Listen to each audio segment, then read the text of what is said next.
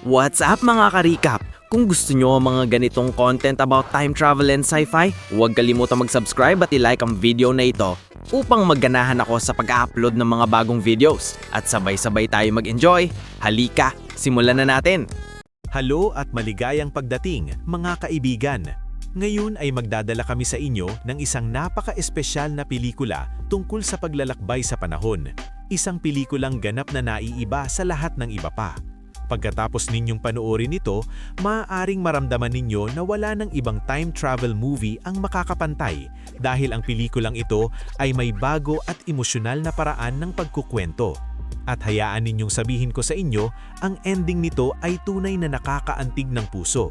Maaaring itong magpaiyak sa inyo o mag-iwan ng malalim na marka sa inyong damdamin. Ang mga twist sa pelikulang ito ay lubos na hindi inaasahan. Nagsisimula ito sa pangunahing karakter na si Akid na nagsasalita sa isang voice-over. Sinabi niya na karamihan sa mga tao ay mahal ang ulan, pero para sa kanya, ang ulan ay nagdala lamang ng sakit.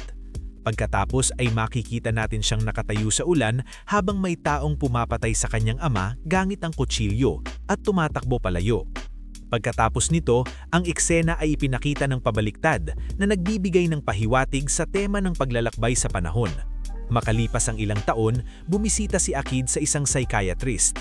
Sinimulan niyang ikwento sa doktor ang kanyang nakaraan na ipinakita sa atin sa pamamagitan ng mga flashbacks. Sa isang alaala, ipinaliwanag ng ama ni Akid na ang kanilang pamilya ay may espesyal na kapangyarihan. Kaya nilang maglakbay pabalik sa nakaraan. Ang kapangyarihang ito ay namamana sa bawat henerasyon at magagamit ito ni Akid kapag siya ay nag-18 taong gulang na. Bumalik sa kasalukuyan, tumawa ang doktor dahil inakala niyang imbento lamang ang lahat ni Akid. Ngunit iginiit ni Akid na totoo ito. Upang patunayan, hiniling niya sa doktor na magsulat ng kahit anong 5 numero sa kanyang kwaderno. Ginawa ito ng doktor. Bigla, bahagyang nagbago ang pwesto ni Akid. Naglakbay siya pabalik sa oras ng ilang segundo lamang.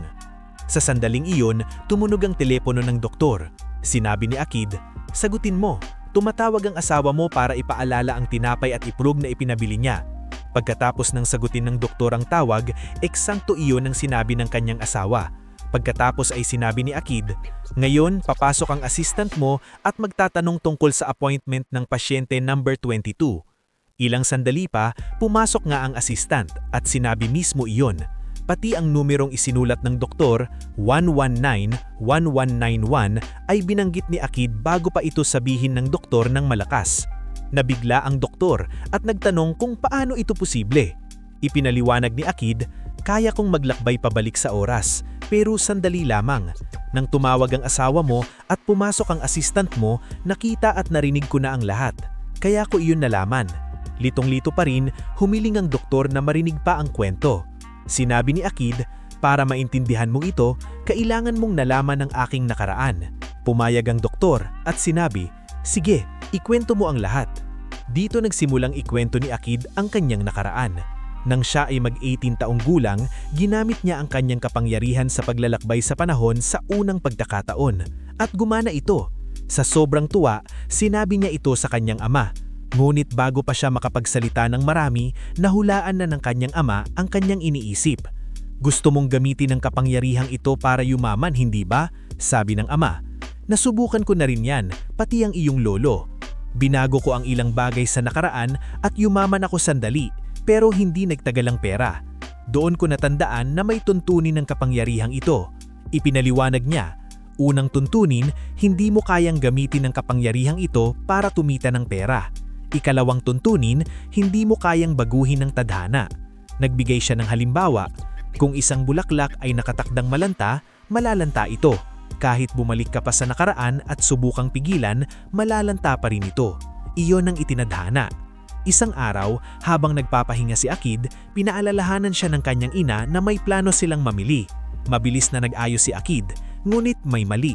Umiiyak ang kanyang ina. Dahan-dahan sinabi ng kanyang ama na hindi maganda ang pakiramdam ng ina at sinabi kay Akid, "Tayong dalawa na lang ang pumunta." Umuulan nang sila'y lumabas. Habang naglalagay ng halaman si Akid sa kanilang sasakyan, may isang mandurukot na nagnakaw ng bag ng isang babae sa malapit. Hinabol ng ama ni Akid ang mandurukot at sumunod si Akid. Sa gitna ng takot, sinaksak ng mandurukot ang ama ni Akid. Habang tumatakbo si Akid papunta sa kanya, nawalan siya ng malay dahil sa shock. Pagkatapos, habang sumusubok silang tumulong, nabangga ng mabilis na sasakyan ang kanyang ama at namatay ito agad. Ngayon, maaaring iniisip ninyo, hindi ba nila pwedeng balikan ng nakaraan at baguhin ang lahat gamit ang time travel? Ngunit dito papasok ang ikatlong tuntunin. Para makapag-time travel, dapat ay ganap na kalmado ang iyong isip, walang takot, walang stress, walang matinding emosyon. Nawalan siya ng malay dahil sa takot. Ang kanyang ama naman, puno ng panik at sakit, ay hindi rin nakapag-time travel. Pagkatapos ng libing, paulit-ulit niyang sinubukan na bumalik sa nakaraan upang iligtas ang kanyang ama. Ngunit tuwing naiisip niya ito, nangingibabaw ang matinding lungkot.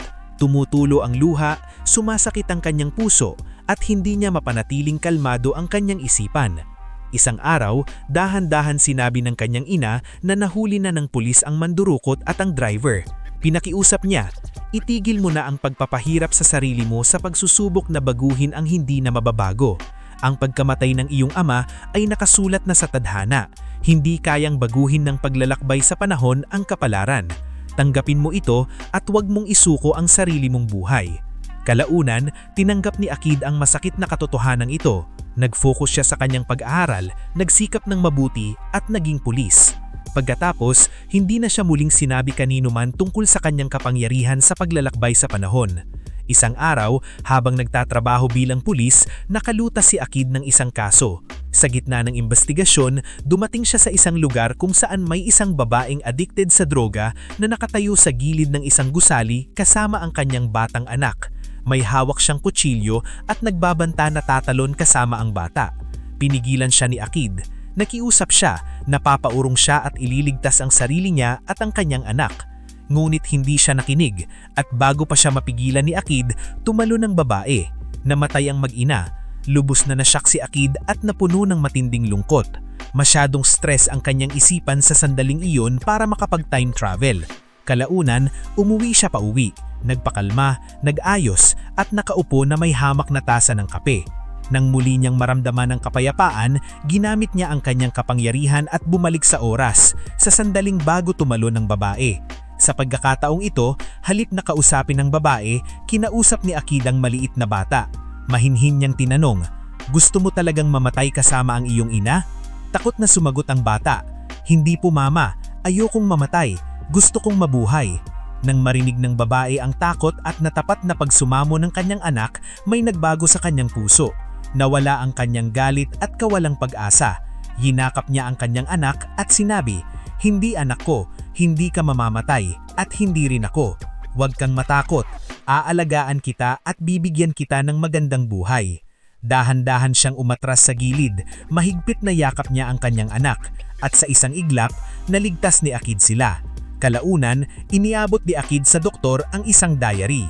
Ipinaliwanag niya, ang unang numero sa diaryng ito ay nagpapakita kung gaano karaming tao ang sinusubukan kong iligtas. Ang ikalawang numero ay nagpapakita kung gaano katagal akong bumabalik sa nakaraan sa bawat pagkakataon. Pagkatapos ay sinabi niya ang isang nakakagulat na bagay. Sa bawat pag-time travel ko, mas tumatanda ang katawan ng aking katawan. Halimbawa, kung ako ay 45 taong gulang at bumalik ako ng isang taon sa nakaraan, nagiging 46 ang edad ng katawan ko. Binibilang pa rin ng katawan ko ang panahong iyon. Kaya kahit nasa kalagitnaan pa lamang ng 40s ang Akid, mas mukha siyang matanda. Nagsisimulang manghina ang kanyang katawan, sumasakit ang kanyang mga kamay at paa, masakit ang kanyang mga buto, kulubot na ang kanyang balat at pumupuslaw na ang kanyang buhok. Sinabi niya, "Nararamdaman kong tumatanda ako. Hindi na ako kasing talas o kasing bilis tulad ng dati." Pagkatapos, nagsimula pang isang flashback. Nasa isang party si Akid kasama ang kanyang kaibigan. Doon niya unang nakilala ang isang babaeng nagngangalang Sarah. Naging interesado siya agad sa kanya. Lumapit si Sarah para makipag-usap kina Akid at sa kanyang kaibigan. Makalipas ang ilang oras, umalis ang kaibigan ni Sarah para mag-enjoy sa party. Ngunit na natiling nakaupo si Akid, malalim ang iniisip. Napansin nito ni Sarah at nagtanong, "Bakit mag-isa kang nakaupo rito?" Sumagot si Akid, hindi talaga ako mahilig sa ganito. Mga parties, celebrations. Dumating lang ako para mapasaya ang mga kaibigan ko. Pero ngayon bored na ako. Umupo si Sarah sa tabi niya. Nag-usap sila at nagustuhan niya ang pagiging tapat at personalidad niya. Unti-unti silang naging malapit. Nang matapos ang party, sinabi ng kaibigan ni Sarah na nagdala siya doon na kailangan niyang umalis ng maaga at hindi niya siya maihahatid pa uwi. Humarap si Akid sa kanya at nagtanong, "Pwede mo ba siyang ihatid?" Agad na pumayag si Akid. Inihatid niya si Sarah pa uwi at habang paalis na siya, ngumiti si Sarah at sinabi, "Kung may oras ka, dalawhin mo ako." Dahil gusto na ni Akid siya, masayang niyang tinanggap ang anyawa at binisita siya. Pagdating niya ron, nalaman ni Akid na si Sarah ay isang karate trainer. Nasa klase siya noon at nakikipag-sparring pa sa mga lalaking adulto na kayang-kaya niyang tapatan gamit ang husay at galing. Namangha si Akid sa kanyang lakas at talento. Habang pinapanood siya, maraming magulang ang nagpasisyang ipatala ang kanilang mga anak sa kanyang paaralan. Pagkatapos ng klase at makaalis ang lahat, pabirong nagtanong si Sarah, "So, ano sa tingin mo sa laban? Nainip ka ba?" Numiti si Akid at sinabi, "Pulis ako, hindi ako naiinip sa laban." Pagkatapos nito, dinala siya ni Sarah para manood ng isang MMA fight. Puno siya ng enerhiya at kasabikan habang nanonood ng laban at lalong hinangaan ni Akid si Sarah.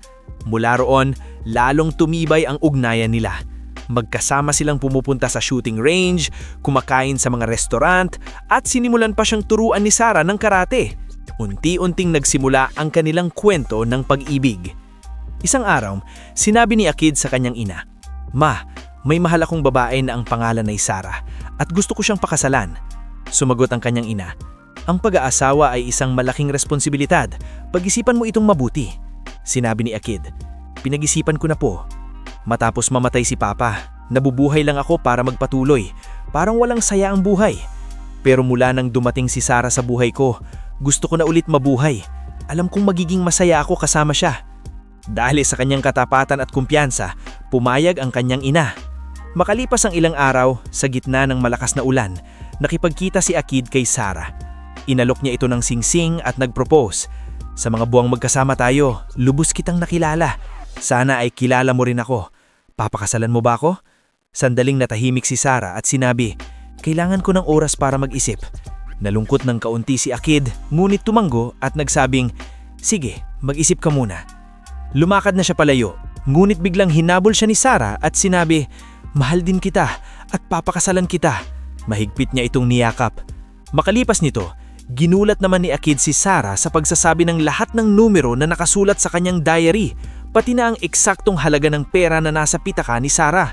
Sa sobrang gulat, hinawakan siya ni Sarah sa isang karate hold at mariing sinabi, "Sabihin mo ang totoo, isa ka bang salamangkero? Paano mo nalalaman ang lahat ng ito?" Tumawa si Akid at nagpasisyang sabihin sa kanya ang totoo tungkol sa kanyang kapangyarihan sa paglalakbay sa panahon. Laking gulat ni Sarah. "Bakit hindi mo sinabi sa akin noon pa?" tanong niya. Sumagot si Akid, "Dahil noon, hindi ko pa alam na magpapakasal tayo. Pero ngayon, ayokong may naitatago pa sa'yo."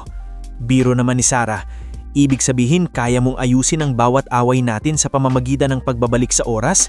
Pwede ka ring magsinungaling at burahin iyon." Sinabi ni Akid, "Hinding-hindi kita lolokohin, pero dapat mong malaman, hindi puro mabuti ang time travel. Sa bawat bumabalik ako sa nakaraan, mas tumatanda ang aking katawan. Kahit 1 taon lang ang balikan ko, 1 taon din akong tumatanda." Dagdag niya na may ngiti, "Kaya baka maaga akong pumuti." Naging seryoso si Sarah. "Kung talagang gusto mo akong pakasalan," sabi niya, "may ipangako ka sa akin.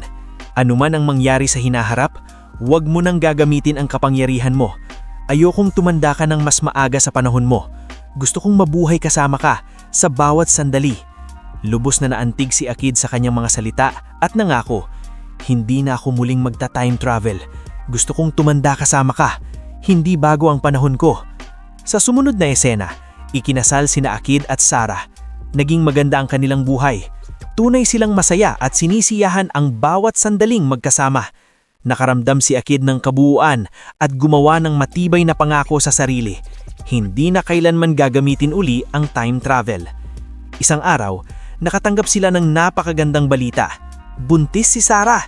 lalong dumoble ang kasiyahan ni Akid. Mukhang maliwanag ang kanilang kinabukasan. Ngunit isang araw, biglang nagbago ang lahat. Habang naka-duty sa istasyon ng pulisya, nakatanggap si Akid ng isang emergency call. May isang lalaking nang hostage ng isang tao sa loob ng isang tindahan at nagbabanta na papatayin ang bihag at ang sarili niya. Agad na responsible si Akid. Sinubukan niyang kalmahin ang lalaki. "Wala akong armas," sabi niya. "Gusto ko lang makipag-usap. Huwag kang gagawa ng padalos-dalos na desisyon." Pero sumigaw ang lalaki, "Huwag kang lalapit o papatayin ko siya." Sa kabay nito, naglalabor na si Sarah at paulit-ulit na tinatawagan si Akid. Ngunit dahil sa sitwasyon, hindi niya nasagot ang mga tawag. Ang lalaki, na puno ng emosyon, ay nagsimulang magbukas ng kanyang damdamin. "May anak ka ba?" tanong niya kay Akid. "Kung wala, hindi mo maiintindihan. Namatay ang asawa ko matapos manganak. Mag-isa akong pinalaki ang anak ko. Nawalan ako ng trabaho. Hindi nakabayad ng upa ng ilang buwan. Pinapalayas na kami ng may-ari ng inuupahan namin. Wala akong ibang choice, kundi magnakaw. Kailangan ko ng pera." Sumagot si Akid, "Kung papatayin mo ang taong ito, makukulong ka. Paano na ang anak mo? Mawawalan siya ng magulang. Baka mapunta pa siya sa krimen. Iisipin niyang karahasan lang ang solusyon. Iyan ba ang gusto mo?" Inabot ni Akid ang pera at sinabi, "Narito, gamitin mo ito para sa upa at pagkain ng anak mo. Pakalawasan mo lang ang bihag. Nangangako akong hindi magsasaka ng kaso." Bumigay ang lalaki. Pinalayas niya ang bihag, kinuha ang pera at tumakas. Agad namang nagmadali si Akid papunta sa ospital. Kabutihan palad, ligtas si Sarah. Nanganak sila ng sanggol na lalaki. Buong lambing na kinalong ni Akid ang kanyang anak, puno ng saya. Pinangalanan nila itong Aziz. Ngunit biglang lumapit ang doktor at nagtanong, "Mayroon bang hemophilia sa pamilya ninyo?" Sumagot si Akid, "Wala po." Nagulat si Sarah at sinabi, "Mayroon po, ang lola ko." Ipinaliwanag ng doktor, namana ni Aziz ang hemophilia. Kapag siya ay nasugatan, hindi agad magbubuo ang kanyang dugo. Maaari siyang mandugo ng marani kahit sa maliit na sugat. Kailangan niyong maging labis na maingat habang siya ay lumalaki. Iniwag ni Akid at Sarah ang kanilang anak. Lumipas ang panahon, lumaki si Aziz at sa kanyang ika-7 kaarawan, tinanong nila siya, "Anong gusto mo, anak?" Ngumiti si Aziz at sinabi, "Gusto ko lang na magkasama kayong dalawa sa bawat birthday ko." Naantig sina Akid at Sarah. Kinunuhan ni Akid ang sandaling iyon. Ngunit isang araw na umuulan, umalis sina Sarah at Aziz ng bahay. Ayaw umandar ang sasakyan. Sinubukan ni Sarah na tawagan si Akid, ngunit abala sa trabaho at hindi sumagot, kaya sumakay na lang siya ng taxi. Habang nasa sasakyan, mahalan niyang pinagsabihan si Aziz, "Ilang beses na kitang sinabi na huwag mong itaas ang manggas mo. Kapag nasugatan ka, maaari kang magdugo." Ligtas silang nakarating at naglakad patungo sa kanilang pupuntaan. Patuloy pa rin ang ulan. Sa pedestrian lane, nag-green ang ilaw at nagsimulang tumawid. Biglang nahulog sa kamay ni Aziz ang laro niya at gumulong sa kalsada. Yumuko siya para pulutin ito at sa sandaling iyon, may isang sasakyang dumaan ng mabilis at hindi huminto. Sandaling nakatanggap si Akid ng tawag at gumuho ang kanyang mundo. Sinabi sa kanya na naaksidente sina Sarah at ang kanyang anak na si Aziz at namatay silang dalawa sa mismong lugar. Lubos na nabigla, agad na nagtungo si Akid sa ospital. Nang nakita nila ang kanilang walang buhay na katawan, tuluyan siyang gumuho sa sidhing kalungkutan. Iyak ng walang tigil, puno ng galit at sakit sa puso. Iniisip kung sino ang gumawa ito sa kanyang pamilya. Pagkatapos, nalaman niya ang kakilakilabot na katotohanan. Ang lalaking minsang ng hostage, ang parehong lalaking minsang iniligtas ni Akid, ang siyang nakabangga sa kanila. Hinanap ni Akid ang lalaki at hinarap ito ng matinding galit. "Tinulungan kita, tapos kinuha mo ang pamilya ko. Bakit?" Puno ng pagsisisi, sinabi ng lalaki ang eksaktong oras ng aksidente. Hindi nagsalita si Akid. Tahimik lang siyang tumalikod at umalis. Bumalik sa kanyang isip ang araw na pinatay ang kanyang ama. Noon, hindi niya ito nailigtas. Ngunit ngayon, hindi niya hahayaang maulit ang kasaysayan. Buong determinasyon, pinakalma ni Akid ang kanyang isip at ginamit ang kanyang kapangyarihan sa paglalakbay sa panahon. Tumalon siya sa sandaling bago mangyari ang aksidente. Umaasang mapipigilan niya ito. Dumating siya sa lugar sa gitna ng ulan at nakita sina Sarah at Aziz na tatawid na ng kalsada. Tumakbo siya patungo sa kanila, sumisigaw para pigilan sila. Ngunit bago pa niya sila maabutan, nangyari muli ang aksidente. Namatay silang muli.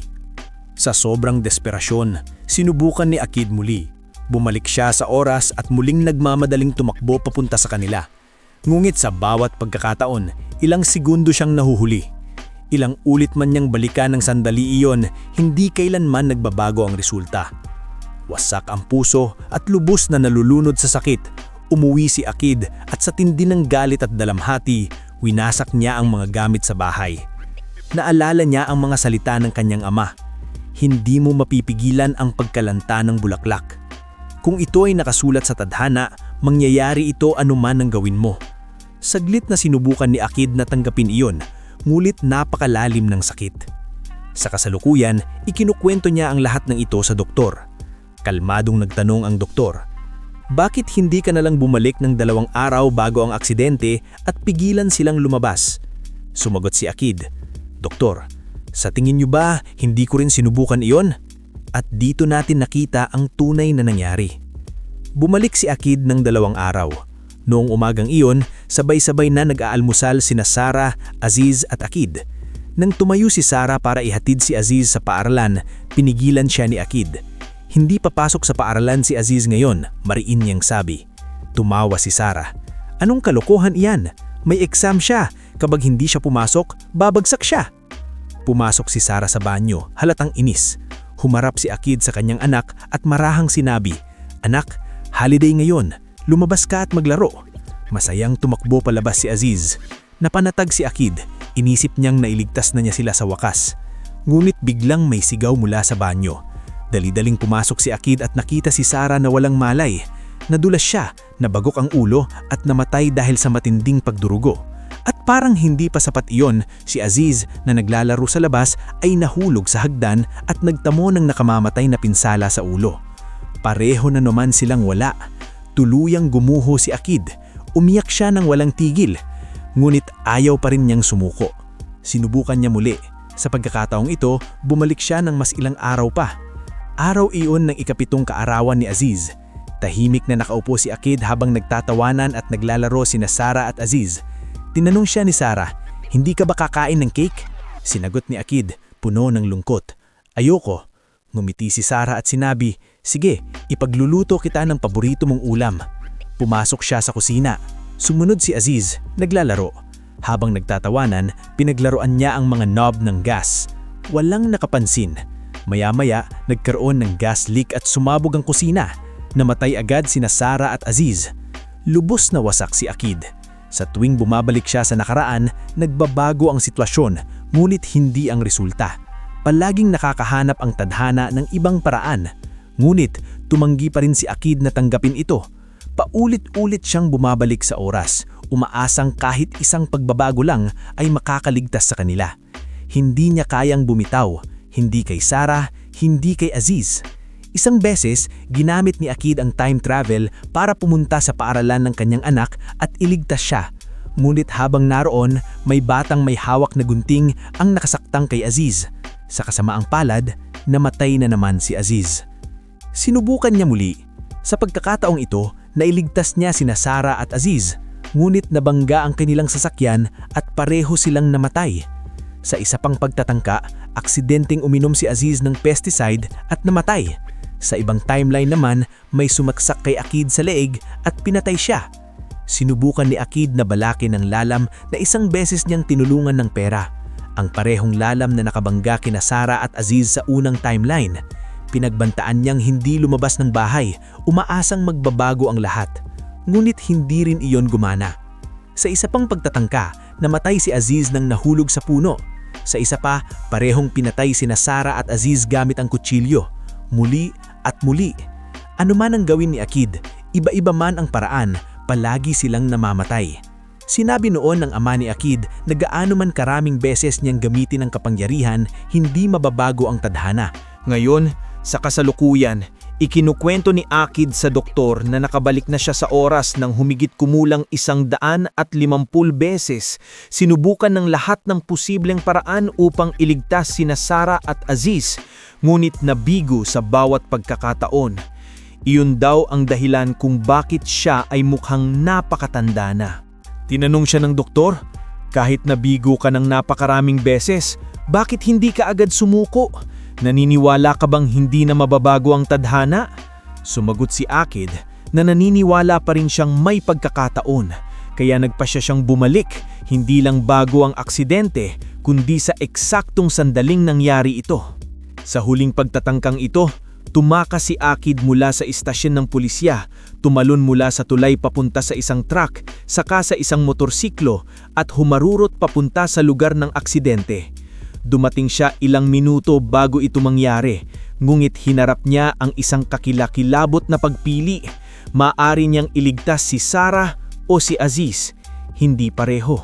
Matapos ang masakit na desisyon, iniligtas niya si Sarah at hinayaang mamatay si Aziz. Ngunit durog ang puso ni Sarah. Paulit-ulit niyang tinatanong si Akid kung bakit siya ang iniligtas at hindi ang kanilang anak. Nanatiling tahimik si Akid. Lumipas ang mga araw. Isang araw, hinarap siya ni Sarah. Sinabi niya, "Kaya mong mag-time travel. Bakit hindi ka bumalik at iligtas ang anak natin?" Sumagot si Akid, "Nangako ako na hindi na ako gagamit ng time travel." Ngunit napansin ni Sarah ang kanyang uban at mga kulubot at sinabi, "Nagsisinungaling ka. Ilang beses ka nang nag-time travel, hindi ba?" Sa wakas, umamin si Akid, "Oo, mahigit 100 beses kong sinubukang iligtas kayong dalawa. Pero sa huli, naisip ko, kahit ikaw na lang ang mailigtas ko." Sinubukan niyang ipaliwanag na kung muli niyang susubukang iligtas si Aziz, maaring si Sarah naman ang mawala. Ngunit iginiit ni Sarah na dapat niyang subukang muli. Ipinakita niya kay Akid ang isang lumang liham, isang alok na magturo siya ng karate sa ibang bansa. Noon, nagdadalawang isip siya at sa panahon din iyon, nag-propose si Akid sa kanya. Naalala niyang pinili niya ang pag-ibig kaysa sa kanyang karera at sinabing oo. Ngayon, sinabi niya, "Kung paano ko ginawa ang desisyon noon, dapat mo ring subukang muli. Sa pagkakataong ito, iligtas mo ang anak natin."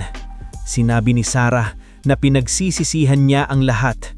"Noong araw na iyon, dapat tinanggap ko ang alok na trabaho. Dapat tinanggihan ko ang alok mong kasal. Kung hindi tayo nagpakasal, siguro hindi ako nagdudurasa ng ganito ngayon."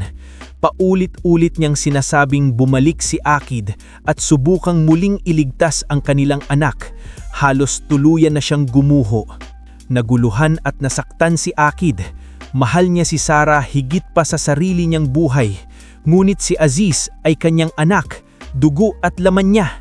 Araw-araw, naririnig niya si Sarah na sinisisi siya at naging napakabigat ng konsensya. Sa wakas, nagpasya siya.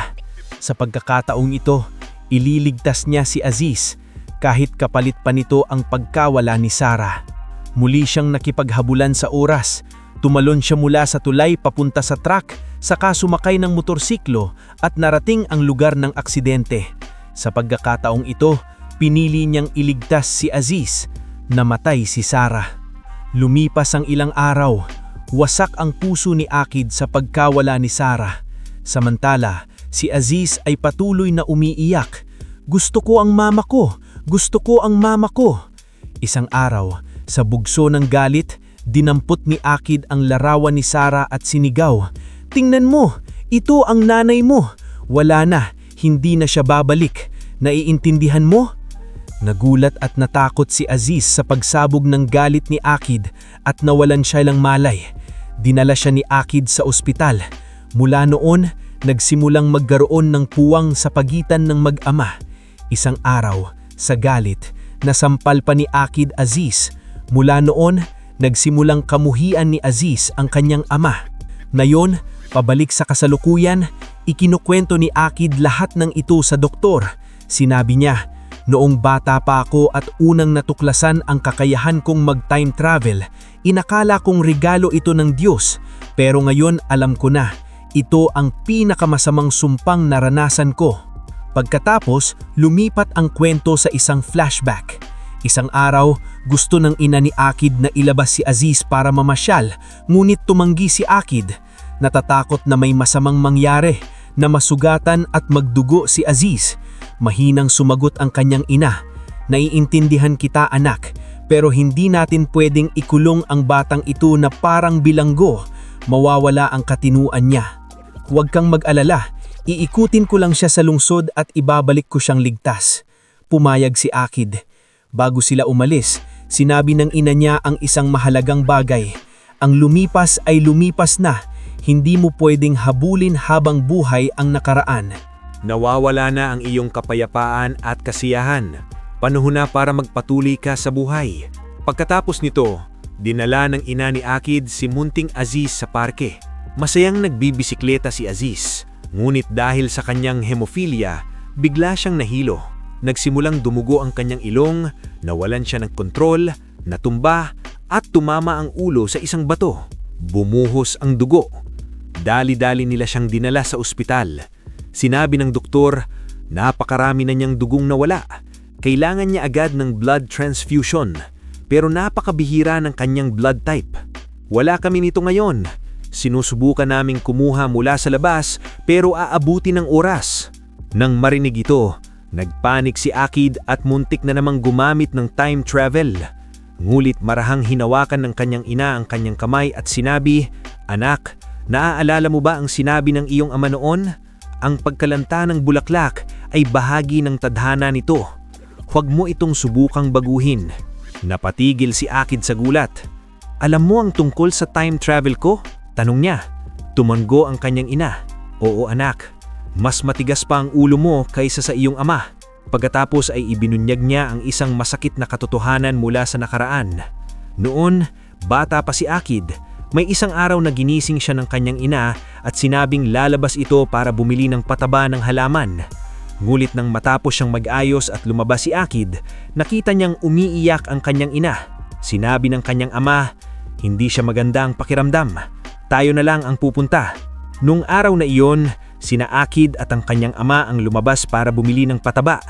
Biglang may magnanakaw na nagnakaw ng bag ng isang babae at tumakbo. Dahil sa tapang, hinabol ni Akid ang magnanakaw. Ngunit sa gitna ng habulan, sinaksak ng magnanakaw si Akid at namatay siya dahil sa sugat. Noon, walang nagpaliwanag kung bakit umiiyak ang kanyang ina. Ngunit ngayon, lumabas ang katotohanan. Umiiyak siya dahil alam na niya ang mangyayari. Nakita na iyon ng ama ni Akid. Tulad ng ginawa ni Akid na bumalik sa oras ng mahigit 100 beses para iligtas sina Sarah at Aziz, ang kanyang ama rin ay bumalik sa oras ng mahigit 100 beses upang iligtas si Akid. Ngulit gaano man karaming beses niyang subukan, palaging namamatay si Akid sa mararaas na paraan. Lahat ng timeline ay nauuwi sa pagkawasak ng puso. Sa bawat pagtatangka, lalo pang natatanda ang ama ni Akid, tulad ng nangyari kalaunan kay Akid. Sa huli, napagtanto ng ama ni Akid na ang taning paraan para mailigtas ang kanyang anak ay ialay ang sarili niyang uhay. Kaya sa huling pagkakataon, sinabi niya sa kanyang ina ng Akid ang katotohanan. Babalik siya sa oras at hindi na siya babalik. Iyon ang dahilan kung bakit umiiyak ang ina ni Akid nung araw na iyon. Kaya nung araw na iyon, pumunta sina Akid at ang kanyang ama sa tindahan ng halaman. Tulad ng dati, may magnanakaw na nagnakaw ng bag ng isang babae at tumakbo. Ngunit sa pagkakataong ito, ang ama ni Akid ang humabol. Nahuli niya ang magnanakaw. Ngunit sa proseso, sinaksak siya nito. Namatay ang ama ni Akid, inalay ang kanyang buhay upang mailigtas si Akid.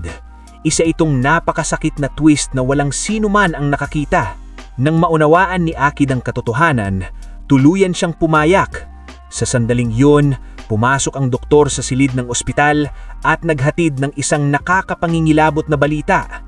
Paumanhin, hindi kami nakahanap ng kaparehong blood donor para sa iyong anak at hindi siya nakaligtas.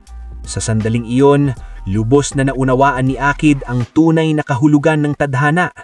Matapos ang lahat ng kanyang sinubukan, lahat ng paglalakbay sa oras at mga sakripisyo, tinanggap niya na hindi nababago ang kapalaran. Huminto na siya sa pakikipaglaban ito. Tahimik siyang bumalik sa kanyang buhay at nag-focus sa kanyang trabaho. Isang araw, sinabi kay Akid na ang lalaking minsan niyang tinulungan ng pera, ang parehong lalaking naging sanhi ng aksidenteng ikinamatay ni Sarah at Aziz ay gusto niyang makipagkita kay Akid. Kaya pumunta si Akid sa bilinggulan. Doon, nakatayo ang lalaki sa kanyang anak at sinabi, "Sir, ginamit ko ang perang binigay ninyo para magtayo ng maliit na negosyo. Kumita ako at napalaki kong mabuti ang aking anak. Pero kapalit nito, ako ang naging sanhi ng aksidenteng ikinamatay ni Sarah at Aziz. Maniwala po kayo, hindi ko sinadya yun. Aksidente lamang yun." Bago pa siya matapos magsalita, mahinahong sinabi ni Akid, "Pinapatawad kita." Nabigla ang lalaki. Ipinagpatuloy ni Akid, "Hindi na ako galit sa iyo. Ang nangyari ay nakasulat sa tadhana. Hindi mo kasalanan yon. Babawiin ko pa ang kaso laban sa iyo. Palakiin mong mabuti ang iyong anak. Tulungan mo siyang maging mabuting tao. Tigilan mo na ang pagsisisi sa sarili mo sa mga bagay na wala kang kontrol." Pagkatapos ay tumalikod si Akid at umalis. Sa wakas, nalaman natin kung bakit palaging bumibisita si Akid sa doktor. Napansin ng police department ang kakaibang pagbabago sa kanyang ugali at initawa siyang sumailalim sa pagsa-psychological na evaluation. Matapos marinig ang lahat, nagtanong ang doktor, "Ikinwento mo na ang buong buhay mo. Ano ang isusulat ko sa aking report? Ano ang mga plano mo ngayon?" Ngumiti lamang si Akid at sinabi, "Salamat doktor sa pakikinig. Alam ko na kung ano ang susunod kong gagawin." Lumabas siya sa opisina at nagmaneho palayo, habang paulit-ulit na bumabalik sa kanyang isipan ang lahat ng nangyari. Sina Sarah, si Aziz, ang kanyang ama, ang tadhana, ang time travel, ang pagsisisi. Biglang bumangga ang sasakyan niya sa isang malaking poste. Habang nagmamaneho si Akid, may kakaibang nangyari. Nag-time travel siya ulit. Sa pagkakataong ito, bumalik siya sa eksaktong sandaling sinampal niya ang kanyang anak, si Aziz.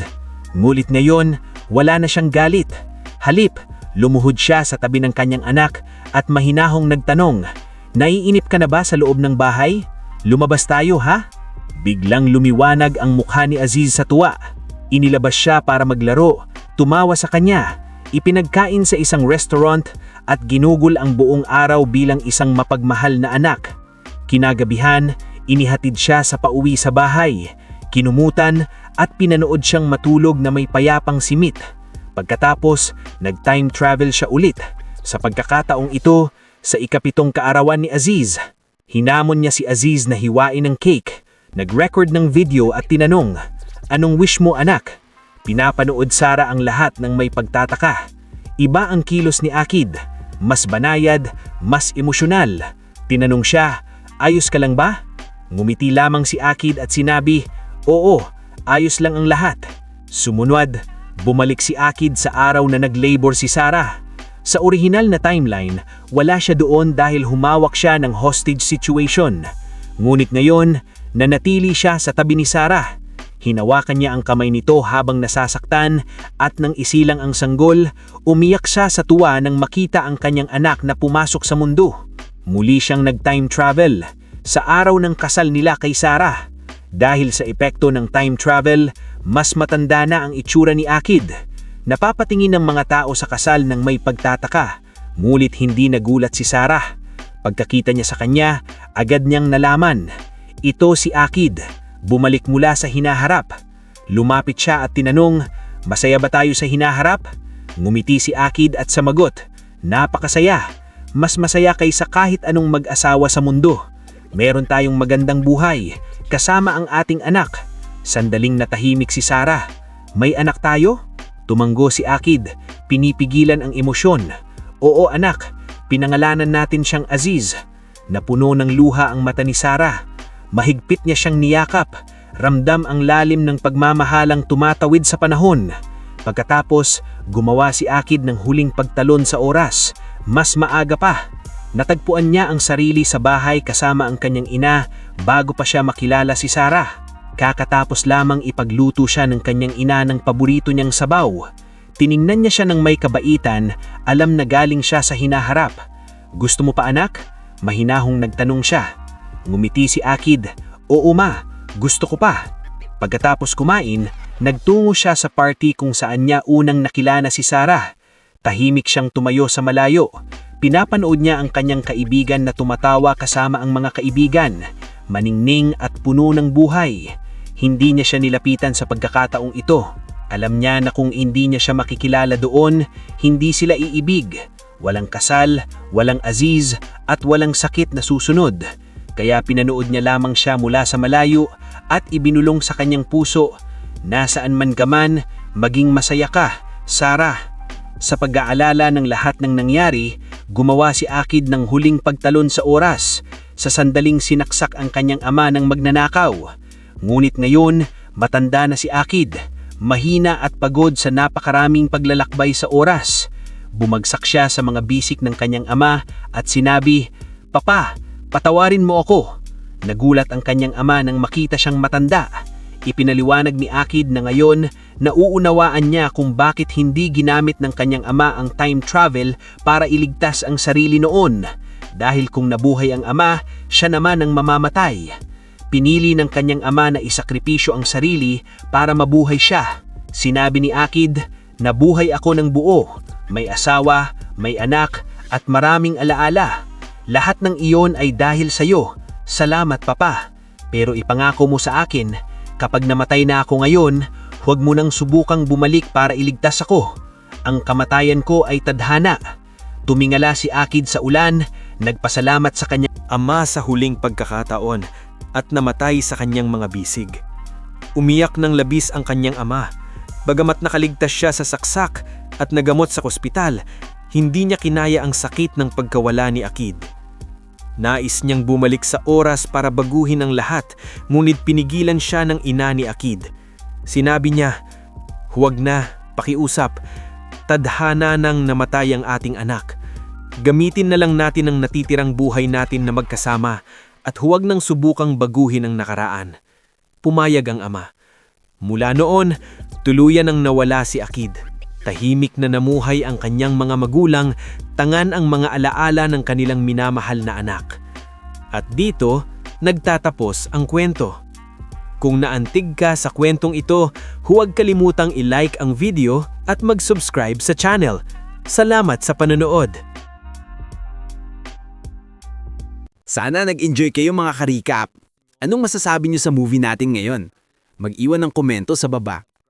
At huwag kalimutang mag-subscribe sa ating channel para sa mga new updates at uploads. Kita-kits sa susunod na kwento.